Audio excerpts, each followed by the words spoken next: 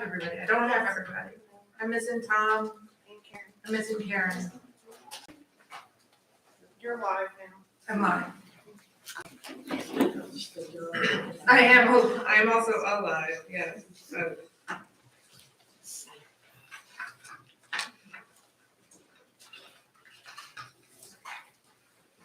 Got Tom, me, Karen.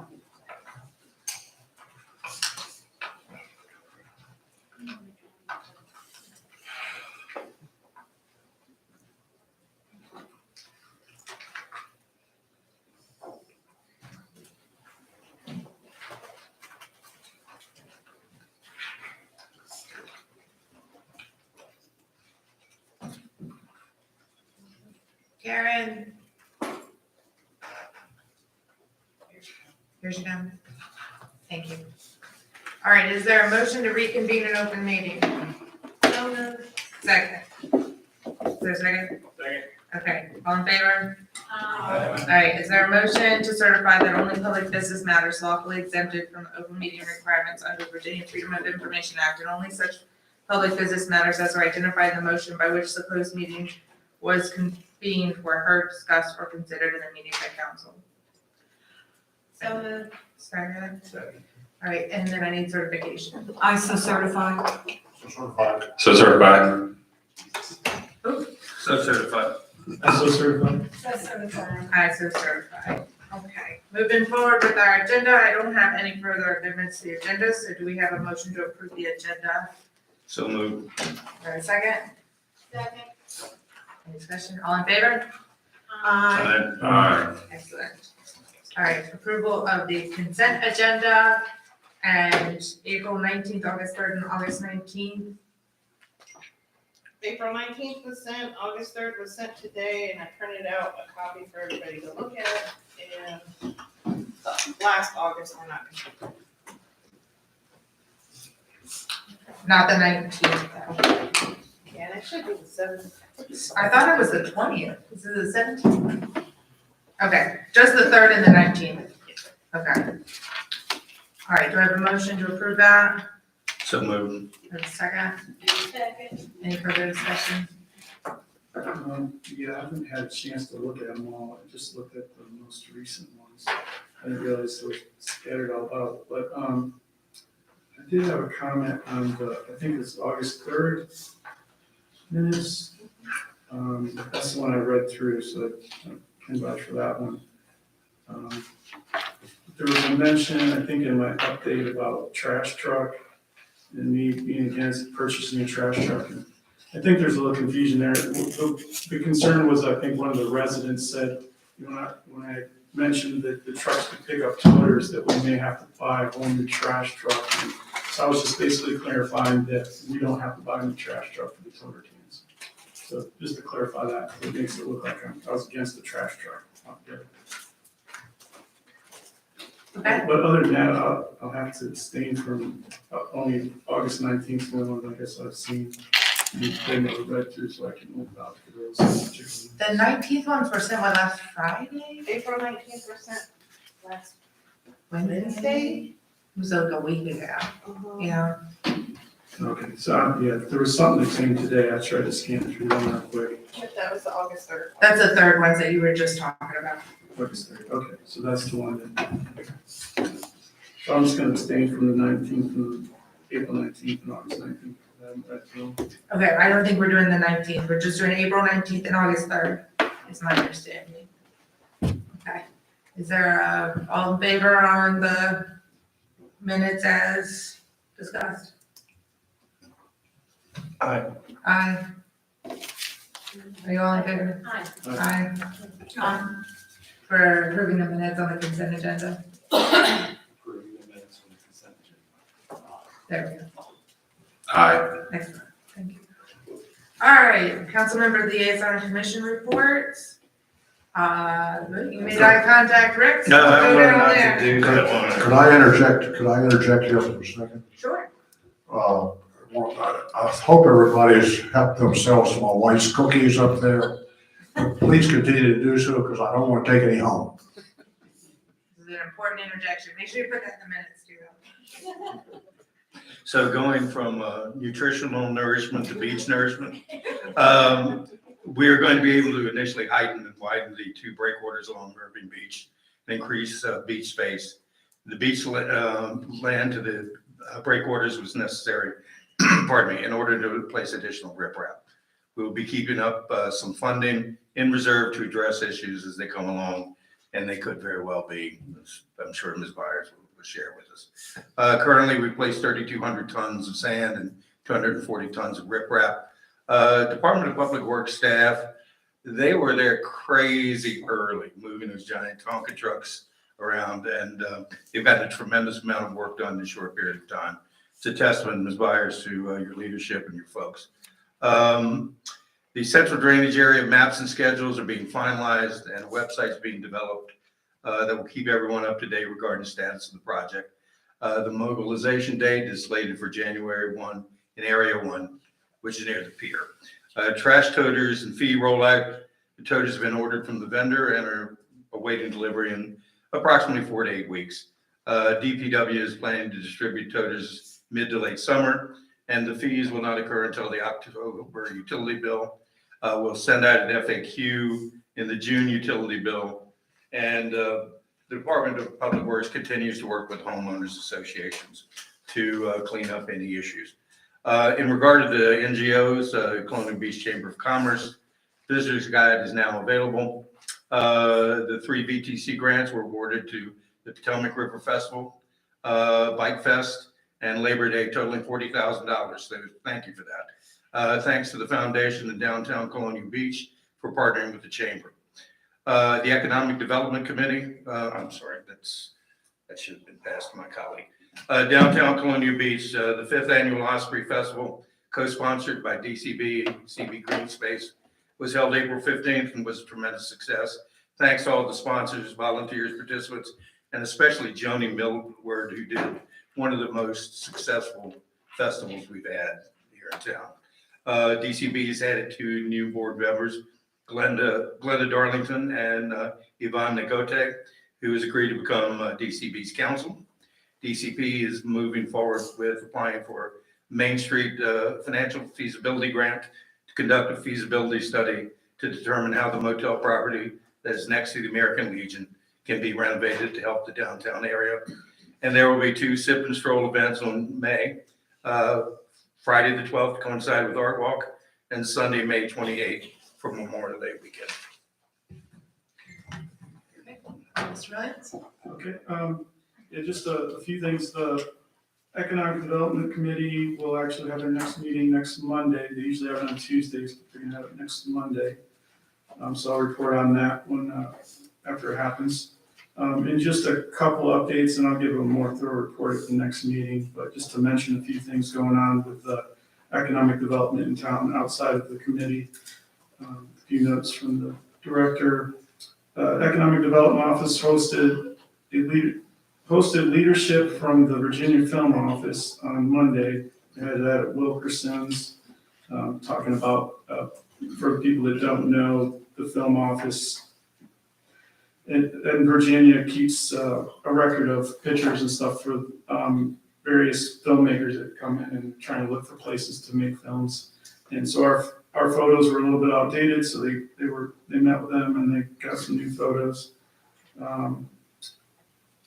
Let's see, the Economic Development Director wanted to thank TNT Golf Cart Rentals and Sales for providing a golf cart for the tour. There was a Economic Development Tourism Strategic Planning meeting last week, hosted by Laura Messer from the Virginia Tourism Corporation. And basically, it was a really good meeting. I attended that along with a number of members, stakeholders from the community. We had marinas represented there and other businesses, and the discussion was very good. And there were a lot of questions that came up, and there will be a full report on that coming up probably. We just moved on here. Coming up, I think it's June is when the final report will be out. But there were some really good conversations in that. Let's see.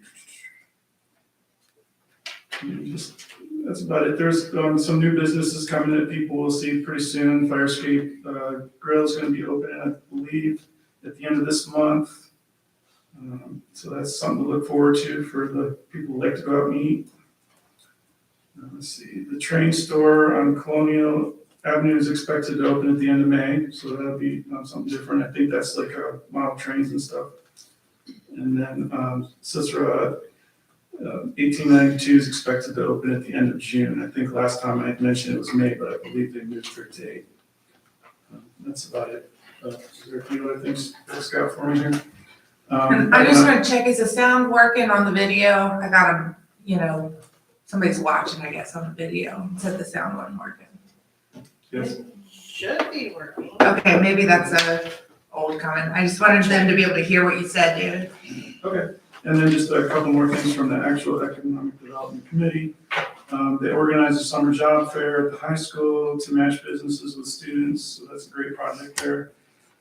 Several members have actively participated in the tourism meeting that I just mentioned, and so it's good participation from them, including the director, Mike Fitzpatrick, and Kelly Vaughn also.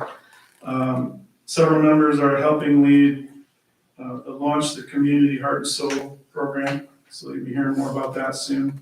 And then the Economic Development Committee will be participating in upcoming COMRO. That's on May 11th. Thank you.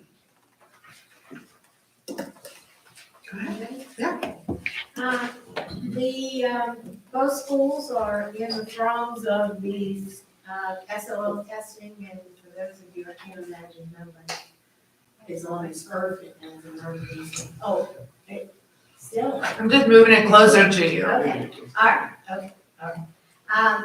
The students are in the process of taking their standards of learning test, and that goes on for several weeks, and the year is winding down, and we're in the throes of testing. May 19th will be the last day of school, and that will be a half day. And then graduation will be on the 20th at 10 o'clock in the evening. Dr. Sosa? The Planning Commission has formed a committee to address the short-term rental ordinance. They met on the 27th of April, but due to some technical difficulties, they didn't make any decisions. They've scheduled to meet again on the 9th of May to work through any inputs or issues. These will then be presented to the Planning Commission for review prior to submission to the Town Council. The Colonial Beach Redevelopment and Housing Authority, in conjunction with Spark Mill Consultants, is finalizing a 4-year strategic plan towards increasing affordable workforce housing, now commonly referred to as attainable housing, in Colonial Beach. The Spark Mill Consultant study indicates that the short-term rental expansion in town has significantly contributed to the lack of attainable housing. The Housing Authority highly supports the registration of all short-term rentals, as any application for housing grants or philanthropic contributions towards solving our housing shortage would need to include the number of short-term rentals in our town. The Housing Authority would also support additional fees or taxes on short-term rentals in order to allow hotels to compete fairly. I believe that the tax is the same on hotels as it is on short-term housing. So it's not an issue of us changing the rules, just of getting an accountability and enforcing them. That's it. Mr. Montier?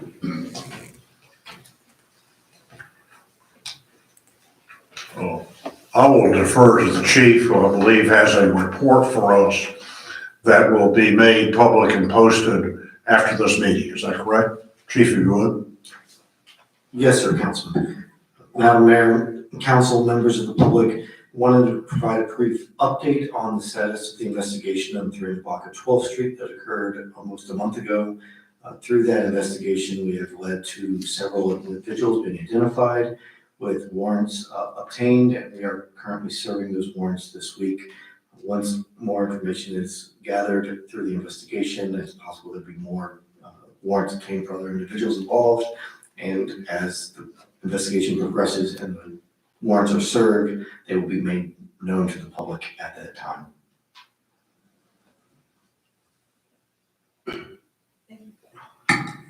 Thank you.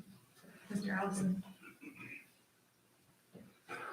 Okay, so yesterday we had our Parks and Rec meeting that was held here, a little late start, around 6:30. If you weren't able to view that, you can certainly view that on our YouTube channel. There is a vacancy on the Parks and Rec Advisory Commission, so if you're interested in that, please apply. Recently, they had the Eleanor Park Survey, which was submitted by April 26th. If memory serves me correct, there was approximately 400 survey individuals that did that survey, well higher than anything normal that any other town has achieved, I believe. They also had grown-up game night where they played Mahjong. So there are activities for grown-ups as well as for the kids and all ages. So that's great to see. And then going into the summer season, there's lots to be done. There's also on May 15th, the Eleanor Park Community Meeting here at the Town Center, 6 p.m., but I'm not sure what the time was on that. Do you remember? I thought it was 6. It is? 6. All right, we're gonna go with 6 p.m. at this time.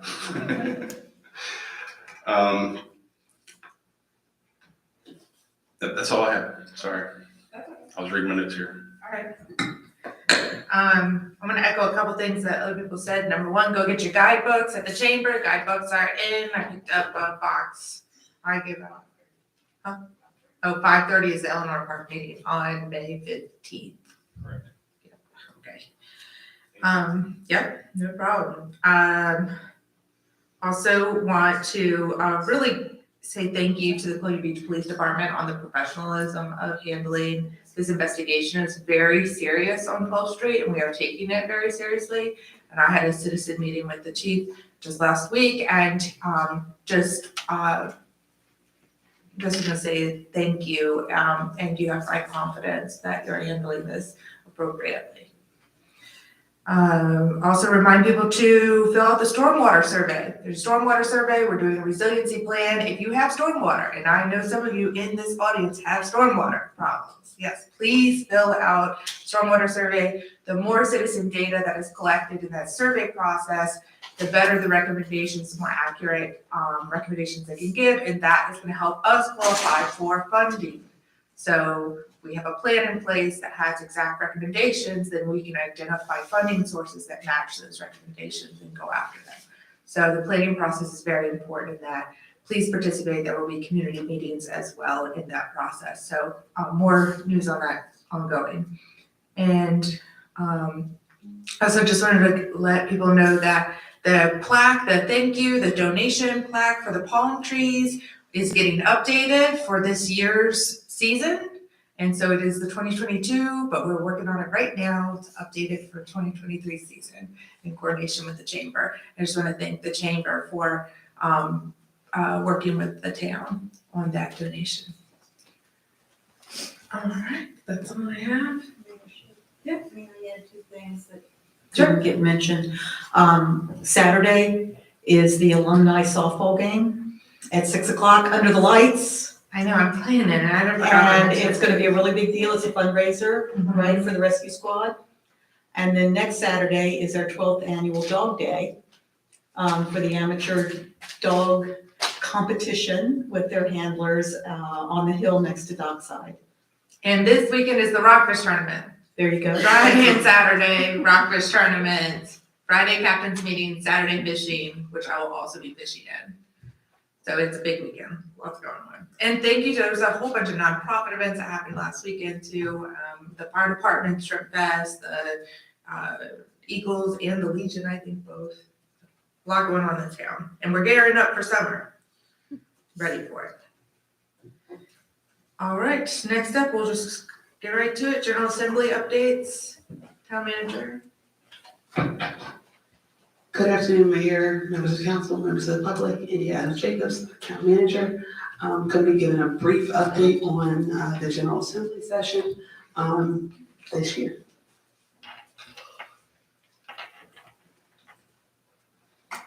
So a little bit of background while we get this loaded up.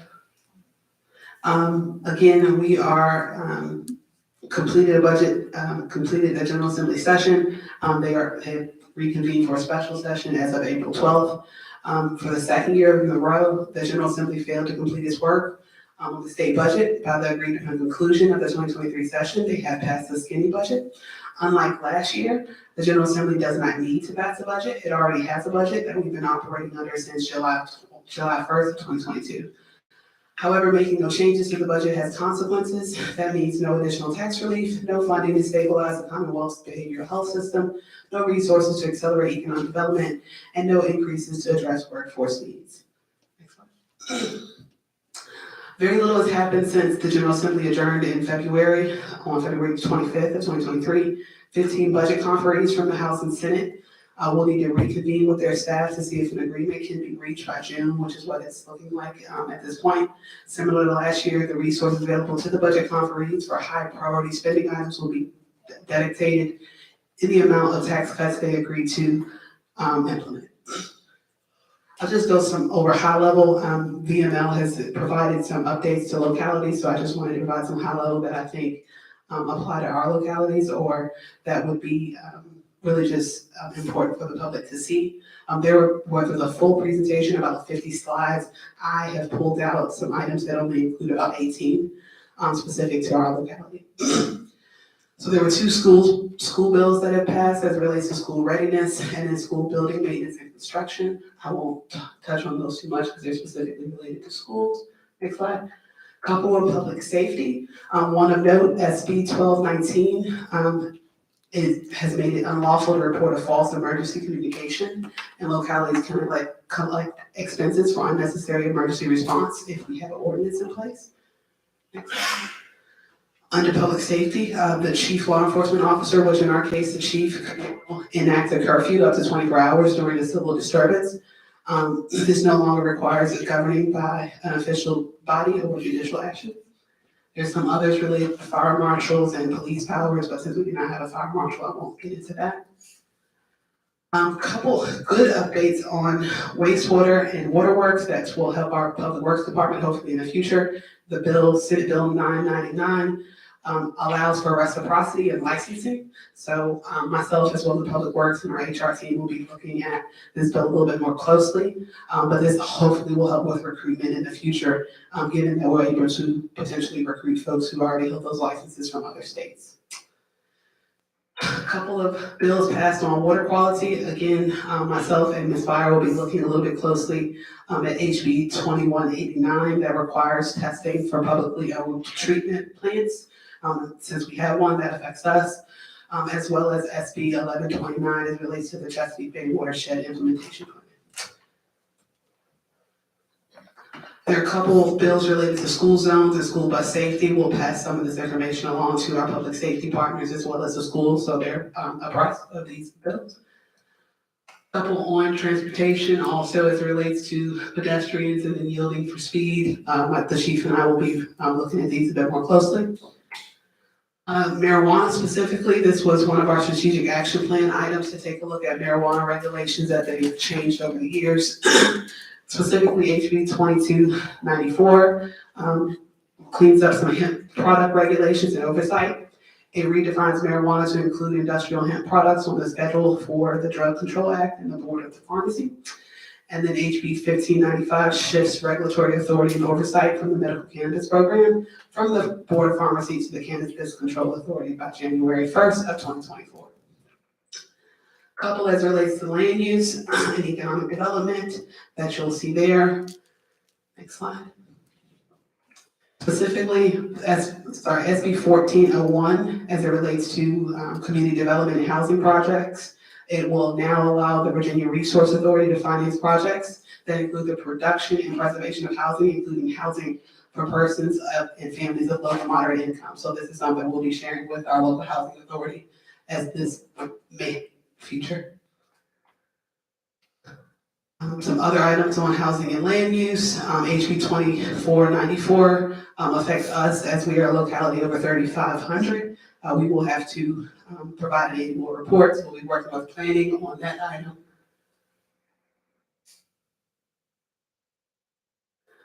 Moving on, the same thing for House Bill 1671, we are a locality over 3,500, so we will have to provide an additional report to GHCD. So these are some examples of unfunded mandates that we will have to comply with as a locality. Couple for comp plan land use, House Bill 6434 encourages localities to consider resiliency. As the mayor touched on earlier, we are already working on a resiliency plan, and our last comp plan updated included resiliency as a part of that comp plan update. So we are well ahead of our requirement in that area. So this was a bill that was pretty contentious this session on short-term rentals. I think Dr. Sullivan just mentioned something about short-term rentals as it relates to housing in our locality. This bill failed, but it could have potential implications on our community. It was tabled and then left in the House Counties, Cities and Towns Committee. Given the potential impact on our community, I will recommend that in advance of next year's legislative agenda that we take an official position and include our policy position to our legislators and VML specifically. Next, a couple on administration. There have been some updates to the Uniform Statewide Building Code as it relates to stop work orders, as well as standardization of public notice requirements. So we'll be working with the clerk and our other departments on ensuring that we comply with that law as it goes in effect on July 1st as well. A couple on FOIA, most notably H Bill 2006 will allow for the locality to take electronic payment for FOIA requests. And then House Bill 2007 requires a written policy on how FOIA charges are assessed. So that's something that we'll be working on as well. And to wrap up and conclude, a couple on labor and employment. Senate Bill 904 will allow workers' compensation for those with PTSD, anxiety, and depression. This includes law enforcement officers and firefighters, so this could have potential impacts on our locality in the future as it relates to workers' comp claims for our officers. And then one on procurement as it relates to the installation of playground equipment. As we're working through our Parks Master Plan, just something that we have noticed that this bill specifically will allow for cooperative procurement for the purchase and construction of playgrounds. So this actually is one that could potentially help us in the procurement arena moving forward. And that concludes the General Assembly update at this time, and I'll entertain any questions that you have. Anybody have any questions? Okay. We'll keep moving forward. Public comment, was anybody? We have also 2 public hearings tonight. One on the budget for the school board and the budget for the town, and then also on the CIP on the capital improvement program. We only have 2 signed up for public comment. First person is Ms. Williams. Ms. Williams?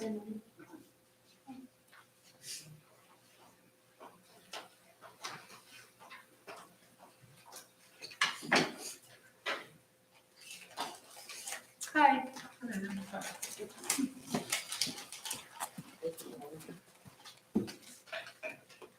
Thank you. You're welcome. Cousin. Paige Williams, 1535 Irving Avenue. I haven't spoken in a long time, but I had something that I really was a little concerned about. Not like the house is on fire, but just wanted to relay my concern. I've been surprised by the town's lack of response to the financial auditor's findings. The lack of controls is very concerning. This means that there is a huge opportunity for the misappropriation of funds. As a resident and taxpayer, I would like to see action taken to address this deficiency. It does not require a lot of people, as was suggested. For example, no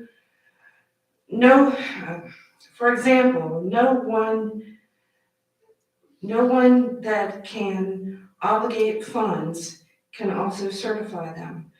Therefore, we need a plan from this council to address proper controls.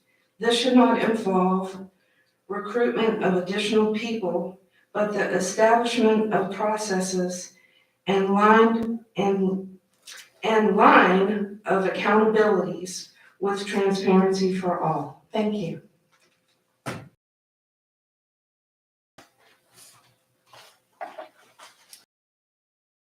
This is, I know I'm gonna mess her last name. Graves. Mrs. Graves. She's gonna correct you right now. Gavissas. Graves. My name is Bonnie Gavissas, and I've lived in Columbia Beach for 68 years, and I love this town. I am not happy with the way things are going right now, at all. Simple. The trash, which I wasn't here about that, but I don't think that we should be made to get these cans if we don't want to. For the elderly that has like a half a bag of trash. My mother's 93 years old next week, and she cannot carry those tubs for one thing. But anyway, I just think those are ridiculous, but that wasn't what I really wanted to talk about tonight. I have heard, and I don't know how true it is, that there is gossip about the festival with the fire department and the auxiliary. And I have been told through the grapevine that we may not be able to have a parade on Friday night because they're gonna be working on these roads out here to closing them off. Don't know if it's true, hope that it's not. But if it is, I think that being the 72nd year of this festival, that it should have been scheduled somewhere along the line where it's not gonna interfere with festival. I mean, you've got fire trucks that have to be told in advance to be able to come here. I do the Miss Colonial Beach every year. We can't have that because the girls go through the parade and then go up on the stage. So I just wanna know if it's true. If it's not true, then we really need to know ASAP so we know what to do. Thank you. Thank you. I think there's probably an event application, and if there was any changes to that, they would get notified. I do not anticipate changes to the parade. The parade route may Right. change, but it's not, the parade is not nixed, the parade route may change. And that's what I am considering, because these trucks can't go down all these We little side understand. roads. Yes, we understand, and we've driven routes, to make sure that the trucks will With the be able, big ladder truck. we Brand new truck. drove it with our, jet truck, and we're pretty sure that the trucks can, Now, some of these fire trucks that come here from different areas. Okay, I don't wanna start a back and forth in the middle of the meeting, because this just needs to get worked out between the planning, coordinator and the town, but it will get worked out. And there is no way on this green earth that we're not gonna have a parade, okay? The roads are closed, you can't drive the trucks. I can tell you that, but you can't. Right, but we're not closing the whole section. There'd just be a small little place that they can't drive. It's not the whole thing. The parade will happen. Okay. All right. Next up is a public hearing for the budget. Want to read us into that?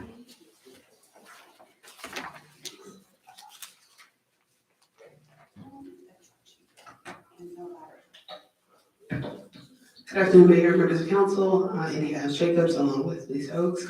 Just going to give a brief overview of our, as we've already presented the full budget presentation to council earlier. This is just a graphic that obviously is here to kind of increase transparency to this process, a little bit more fun to read than the line item budget by line item. So again, our FY24 budget was developed in alignment with our strategic and comp plan goals. Our mission and vision and values are located on the front page. Our strategic action plan goal areas as it relates to economic development, government performance, livability, and placemaking, infrastructure, and public safety. We have an overview of the value of a penny this year, which is $69,854.38. Our current real estate tax rate at 78 cents per 100 assessed for the town, and then the county at 40 per 100 assessed. Moving on to page 2, some general fund takeaways as it relates to the proposed budget includes a 78-cent flat tax rate based on budget guidance provided by town council. At the annual strategic planning retreat, as a statutory requirement, the town council must adopt the final budget for FY24 and adopt tax rates for tax year 2023.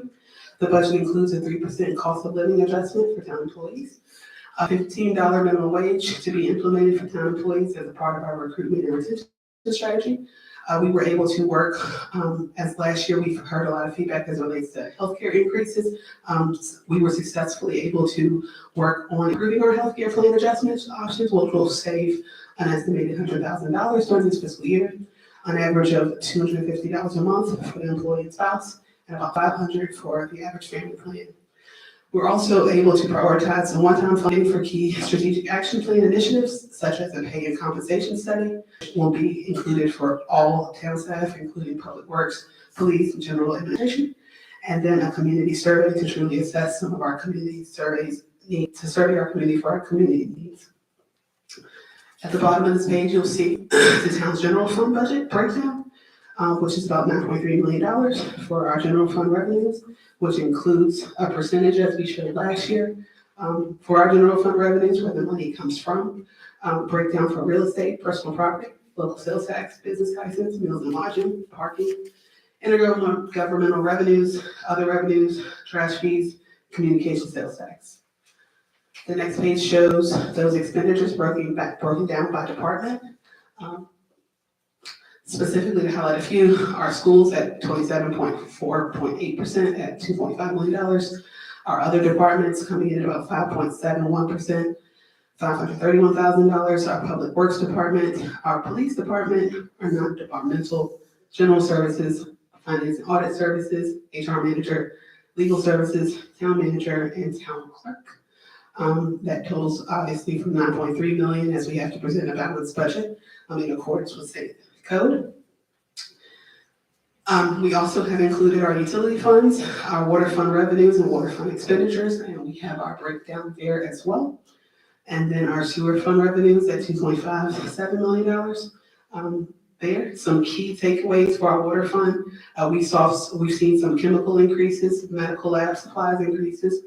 We've also prioritized replacement for equipment, and then changing some professional service contracts for better service delivery. Our sewer fund takeaways include some increases for asphalt and concrete, supplies, rental equipment, and repairs and maintenance. On our next page, it breaks down how the dollar is spent, again, so you can see by percentage for which department and which agency. At the bottom of your budget brief includes some 24 budget impacts, including what I alluded to earlier as part of the General Assembly update, some budget delays, although we do anticipate a budget decision by June of 2023, and then also planning for those upcoming state mandates. As it relates to public safety, we've also seen an increase in some of our fiscal year dispatch services with the E911 county agreement. We're budgeting for a rental increase for our police department lease, and then an increase to the fire department based on their FY24 requests. We've also seen and budgeted for some additional increases for attorney's fees, as well as building maintenance for town deferred maintenance on town-owned facilities, gas, petroleum, construction materials costs, as well as some much needed fuel for our fleet and public works goods and materials as we continue to see inflation touch on some of those departments. Final page shows our population, as well as our public schools funding, our capital improvements, and then highlights our 2024 highlighted accomplishments, which includes again the COLA, the estimated health plan savings, the minimum wage implementation, $32,000 increase in our budget for public safety, and then the $30,000 for one-time funding for key strategic action plan initiatives. That is a high-level overview of the budget in brief. Myself or Ms. Oaks remain ready to answer any questions that you all may have. right, we're voting at the regular meeting. This is just opened up to public comment. Has anybody signed up for this public hearing?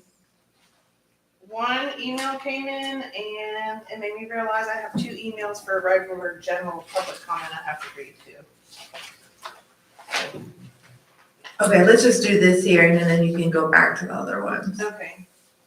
Because I'm opening, this was an advertised hearing, so I'm gonna open the public hearing at 7:21 PM.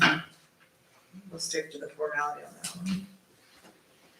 I'm gonna go ahead and read the, It's from Mr. Knuckles. He says, general comment, the accounting code subtotals are seemingly not sums of the items detailed in the section above the subtotals.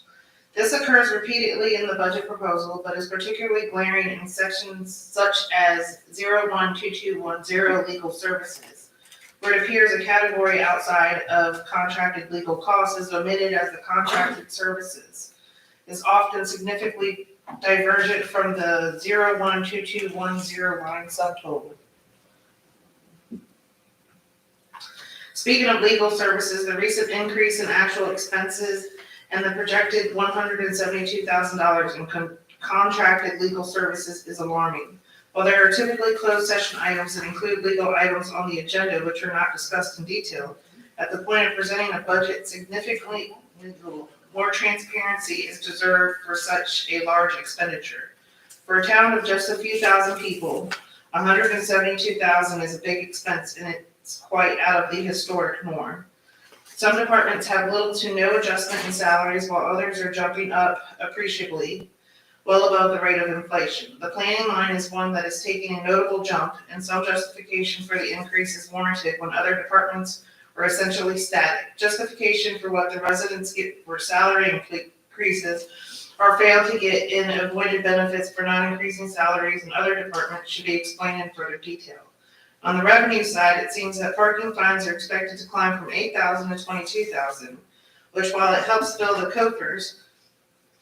coffers, might not be ideal for tourism. In general, when government sees an increase in fines and penalties, that it indicates that the public is increasingly out of step with its government. Anticipating additional lack of public compliance is undesirable and should be matched with some increased effort to better align actual public behavior with what the town deems to be desired behavior. The near tripling of projected fines indicated something is wrong.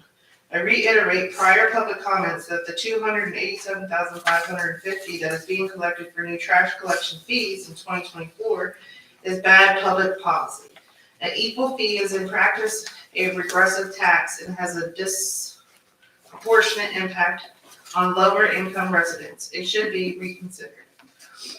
These are but a few items that jumped out at me on the anticipated revenue and proposed expenses for 2024. But it is not an exhaustive list. I hope that it illustrated just a few examples that inspired both residents and elected officials alike to examine the budget in great detail, as spending decisions greatly impact the present and future of our community, and I hope that tonight's public hearing is not the last public input you consider before voting on the budget at your next meeting. The end. wasn't there an email from Joe Kelly too? Yeah, but that was for, I thought that was for general comment. I thought that was budget. Oh, yeah, it's budget. One's budget and one's CIP. So I don't need to go back to general comments except for Mr. Knuckles' other general comment. Mr. Kelly wrote in for the general fund expenditure budget. I reviewed the town's FY 2024 general fund expense budget that will be discussed at the May 3rd council meeting. I was pleased to see the commitment by the town to fund $173,000 for economic development and tourism efforts. When I look at the zeros for prior years, this commitment is very exciting. Thanks. And that's it for regular budget. Okay. Is there anybody else that'd like to speak on public comment? All right, I'll close public comment at 7:25 PM. And we'll move on to the public hearing for the capital improvement program. Everybody signed up, just Joe Kelly's statement that he sent. You gonna read us into this one?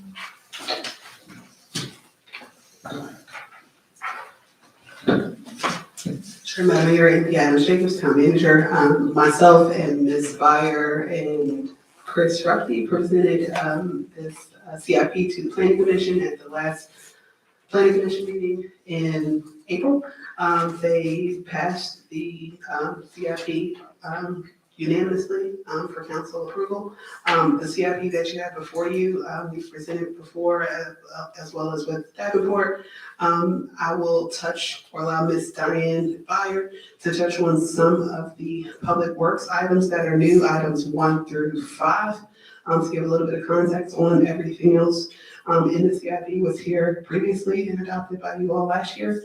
I would also note that number 19, body cameras and accessories, is an item that is new, that's been identified by our chief of police. However, we are pursuing grant opportunities for that. The beach renourishment and erosion control, item number 25, is something that we are also going to continue to pursue grant funding for, but one of those projects, part of that project was completed recently in South Beach. I'll turn it over to Ms. Byer to talk about items 1 through 5 in Public Works, and then any in the utility fund as well.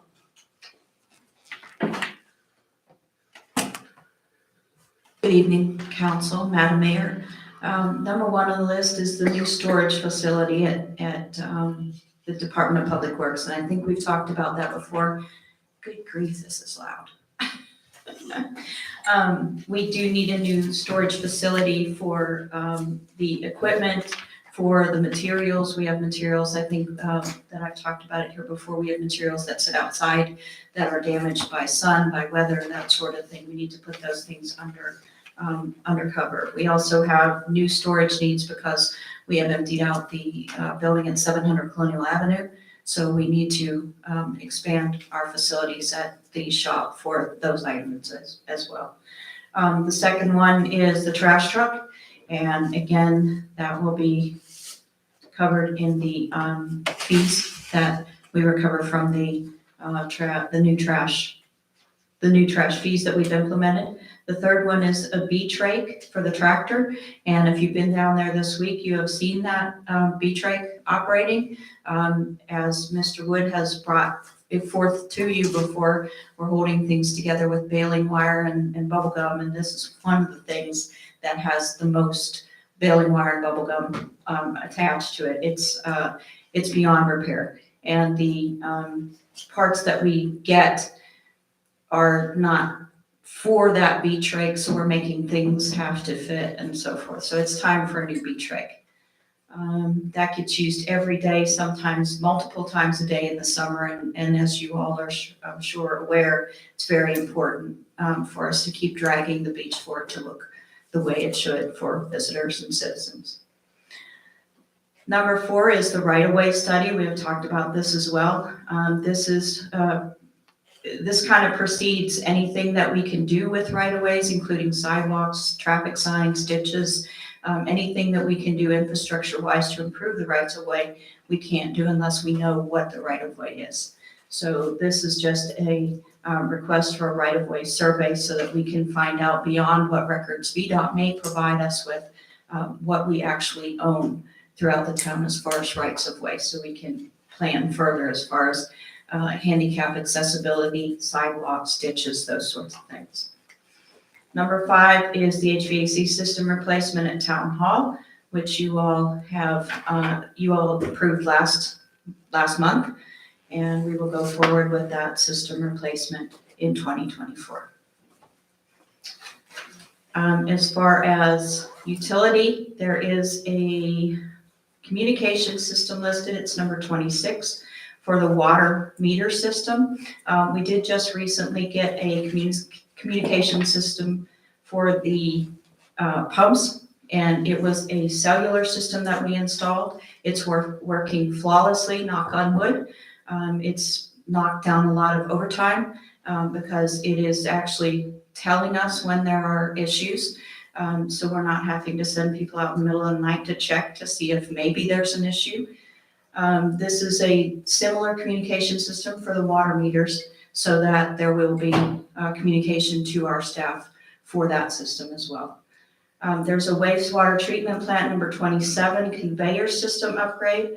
And this is for when they press the biosolids out of the wastewater, there's a huge container that they have to currently go up on top of right now and rake the top of manually. It's not safe. There is a conveyor system in place, but it has not operated in quite some time. We need to get that fixed. So that is what that item is. The generator upgrade for 3rd Street, this is part of what I've talked to you about before as far as the pump stations. There are, Dr. Self-Sullivan, they're all 20, by the way, instead of, I didn't know the last time, but I went back and asked, and there are 20. So, but this is part of the upgrade to those integral systems in those pump stations that we need. It's just another part of that whole system that you'll see probably as long as I'm here. And there's a SCADA system upgrade, number 29. That is for the wastewater treatment plant. Again, the SCADA system basically tells our staff when there's a problem with a particular pump, with a particular system. Right now, we do not have an operating system at the wastewater plant, and we definitely need that. I believe we do have a few others. There's an RTU, number 30, RTU pump station replacement. RTU 20 is the pump station located at 700 Colonial Avenue where the old wastewater treatment plant was located. And that is for pumps that were 20, 30 years old. So we did 2 of those already. There are 2 more that we need to replace there to make sure that that pump station continues to operate the way it should.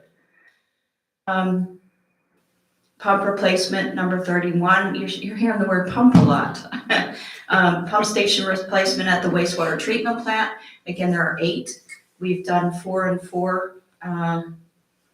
Actually, it looks like we've done 2 and 4 and 2 on the years out. So we have 2 for FY24, 4 for the next year, and then 2 for the next year. And that will be a cycle that we'll have to do every probably 15 years, 10 to 15 years. Crew vehicles. If you were down at the beach, you saw the beloved vehicle that we call Franken truck. It's about 3 different colors, and there's no front bumper, and the bed is rusted. And we have several vehicles like that at Public Works that we need to start replacing. And I think that's it.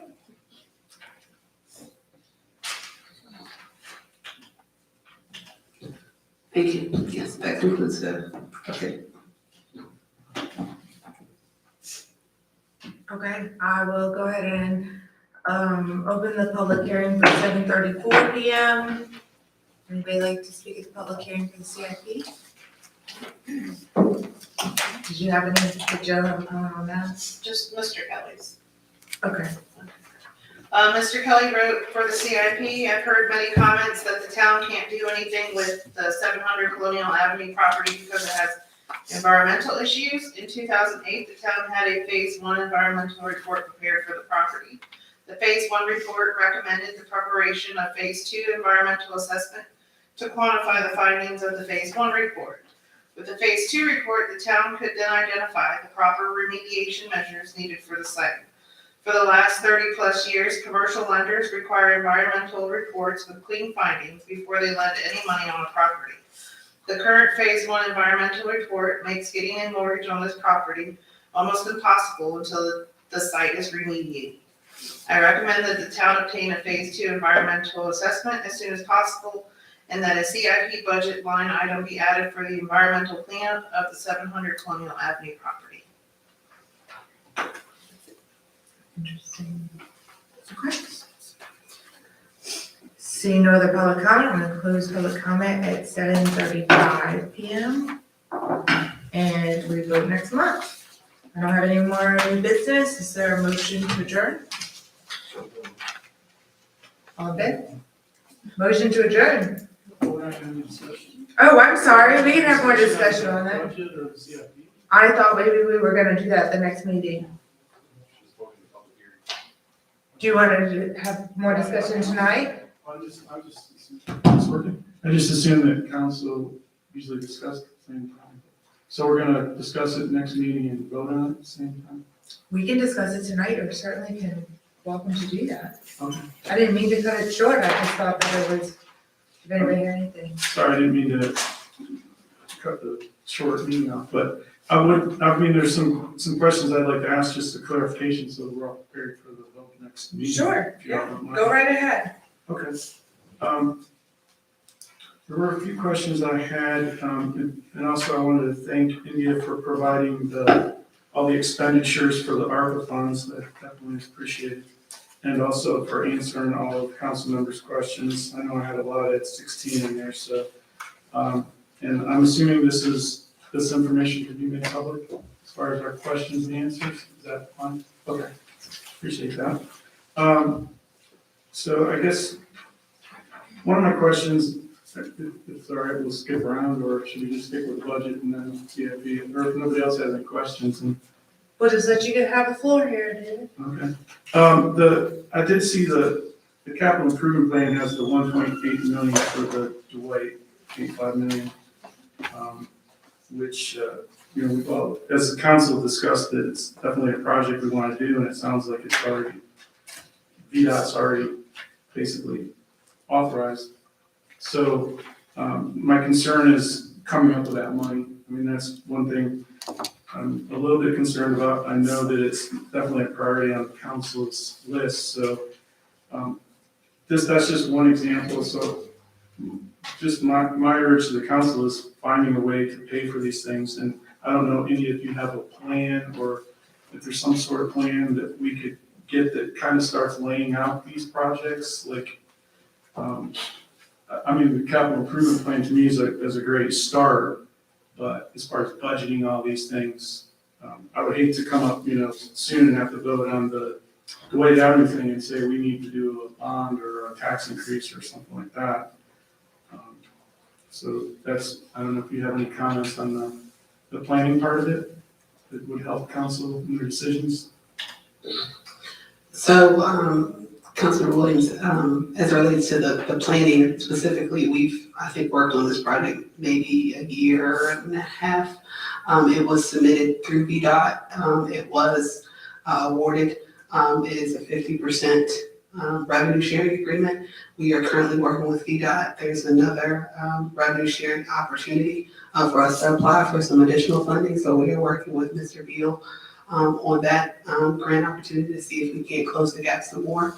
I think after this budget cycle, we will be trying to meet with council to discuss long-term planning as it relates to projects and prioritizing them in general. However, we are presenting it as is, obviously knowing that we are pursuing those grant fundings, but also looking at opportunities to fund either PayGo, and if we have to come up with a plan for any sort of debt, then that's something that we would obviously bring to council. We've also talked to VDOT, as most localities have to think through planning these as it relates to other priorities, and they are able to work with us to defer for a year until we can get some of our other funding back based on some reimbursements and some opportunities that we've leveraged at the state with some of our other grant funding that we've been able to obtain through our legislative affairs efforts. So we're working through all sorts of opportunities to finance this, if that should be council's desire at that time. Okay, thank you, I appreciate that. One thing, I didn't notice it was on here or not, if I missed it, pardon me, but the North Side Beach project, I know that that's still up in the air. I get a lot of questions from constituents. Do we put that on this or not? Because that would be a It's third. item number 24. Item 24, okay, so that's on there. I think that was it for the capital improvement plan. I just had a few other questions. If nobody else has anything.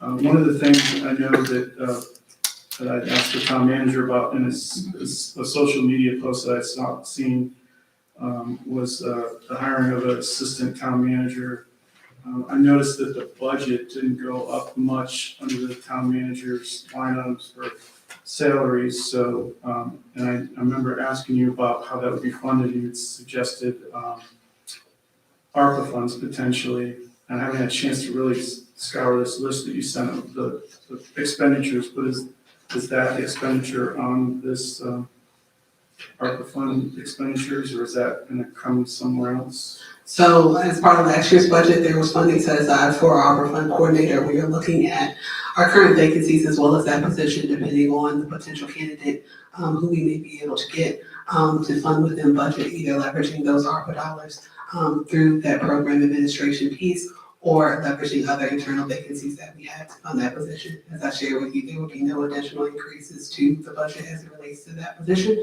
We will be doing that within the budget that we currently have. Thank you. Let's see.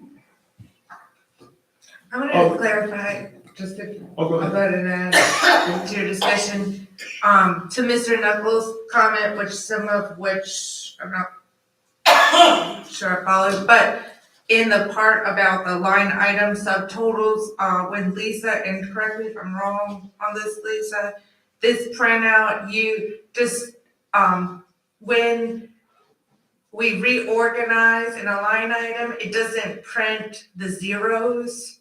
So those rows aren't showing up. So the subtotal at the bottom is different than you adding it up. That should not be the case for the actual proposed budget FY '24. Okay, so am I getting that right? I just want to say that because I think people could be really misled by that comment, as if like we didn't know the numbers added up or something crazy like that, right? They add up.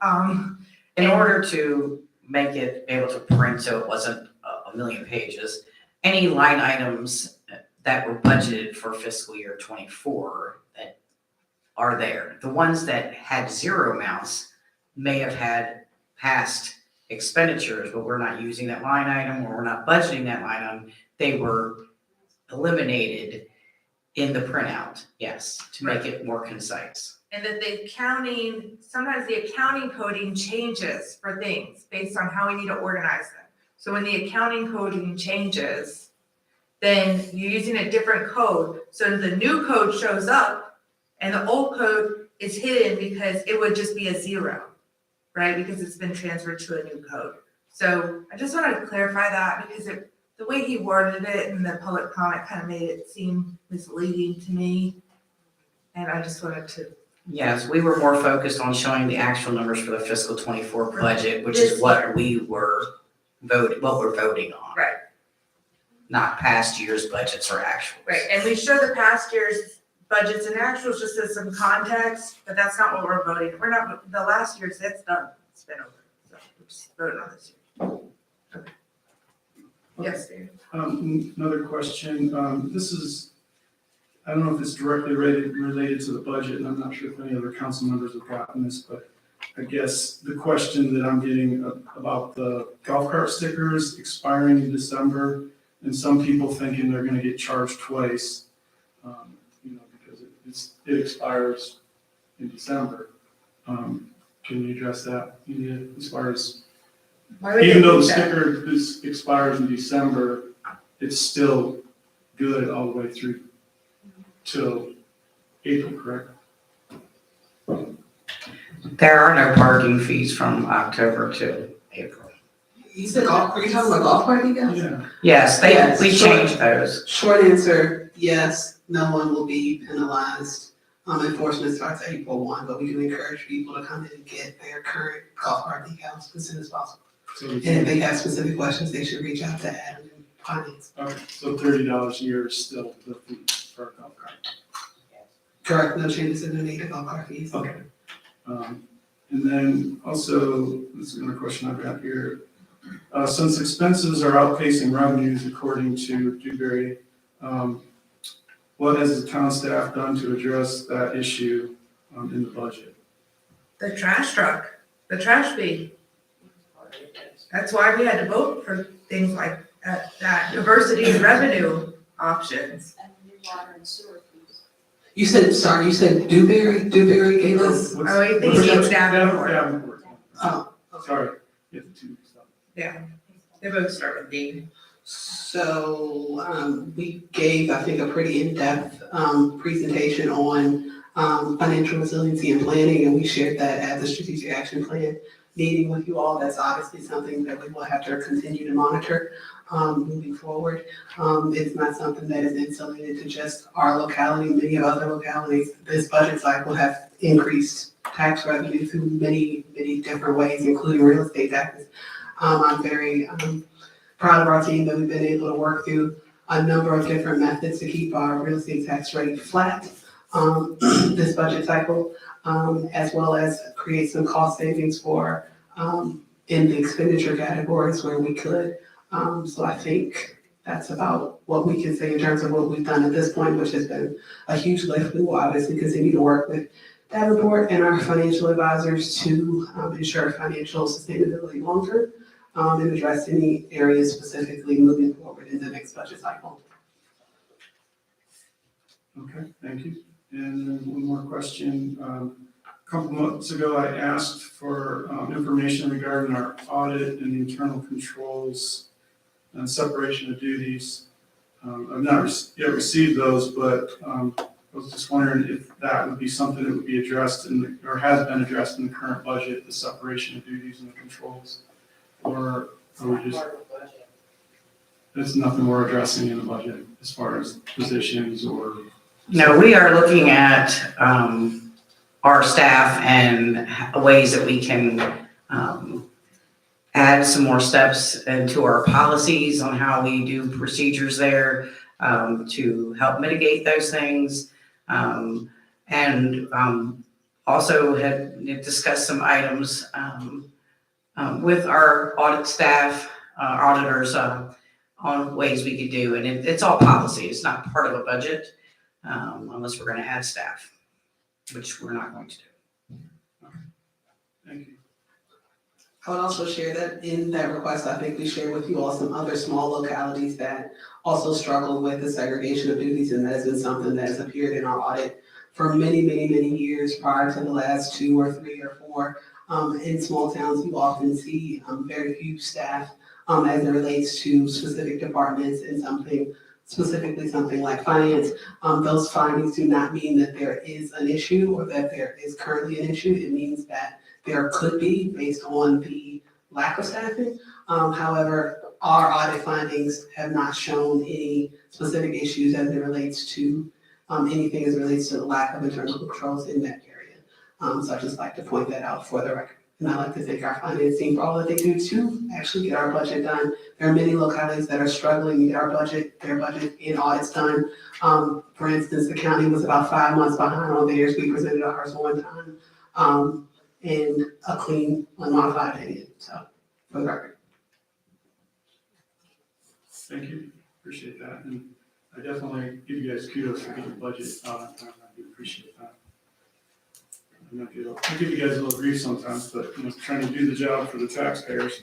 One final question, sort of observation, is what a citizen brought up about the attorney fees. I know we've had different discussions about those. But I just feel like $172,000 budgeted for attorney fees is a little bit much. I'd like to actually see that reconsidered. I know that that's the pace we're going right now, but I also know that we're addressing it. We've even started doing that by not having an attorney at every single meeting and trying to get the closed sessions done sooner. So I would just urge the town to maybe reconsider that and try to redirect some of that budgeted money somewhere else. That's all I got for now. I appreciate the time. Thank you. No problem. Is there anybody else that has any questions?